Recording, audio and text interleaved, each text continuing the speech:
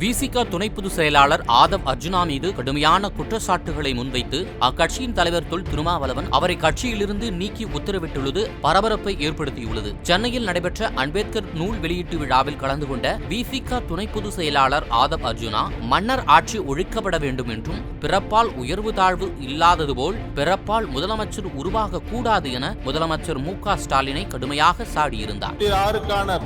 தேர்தலுக்கான பணிகள் மன்னர் ஆட்சியை ஒழிக்க வேண்டும், பிறப்பால் அனைவரும் சமம் என்கின்ற கருத்தியலை அம்பேத்கர் உருவாக்கியதை போல இங்க பிறப்பால் ஒரு முதலமைச்சர் உருவாக்கப்படக்கூடாது. இவரது இந்த பேச்சு அரசியலில் மிகப்பெரிய சலசலப்பை ஏற்படுத்தியிருந்தது.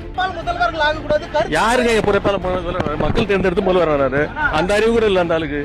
ஏற்கனவே ஆதவ் அர்ஜுனாவின் செயல்பாடுகள் கூட்டணி கட்சி நலன்களுக்கு எதிராக இருப்பதாக விசிகாவின் முன்னணி நிர்வாகிகள் குற்றம் சாட்டி வந்த நிலையில் இதுகுறித்து ஆலோசித்து முடிவெடுக்கப்படும் என்று திருமாவளவன் கூறியிருந்தார். இந்த நிலையில் ஆதவ் அர்ஜுனாவை இடைநீக்கம் செய்து திருமாவளவன் அறிக்கை வெளியிட்டுள்ளார். கட்சி தலைமையின் அறிவுறுத்தல்களை மீறி எதிர்மறையாக செயல்பட்டு வருவது கட்சி மற்றும் தலைமையின் மீதான நன்மதிப்பையும் நண்பகத்தன்மையும் கேள்விக்குள்ளாக்கும் வகையில் இருப்பதாக தெரிவித்துள்ளார். மேலும் அவரது செயல்பாடுகள் கட்சியினருக்கு ஒரு தவறான முன்மாதிரியாக அமைந்துவிடும் என்கின்ற சூழலையும் உருவாக்கியுள்ளதாக தெரிவித்துள்ள திருமா, அதன்படி ஆதவ் அர்ஜுனா கட்சியிலிருந்து 6 மாத காலத்திற்கு இடைநீக்கம் செய்யப்படுகின்றார் என அந்த அறிக்கையில் தெரிவித்துள்ளார்.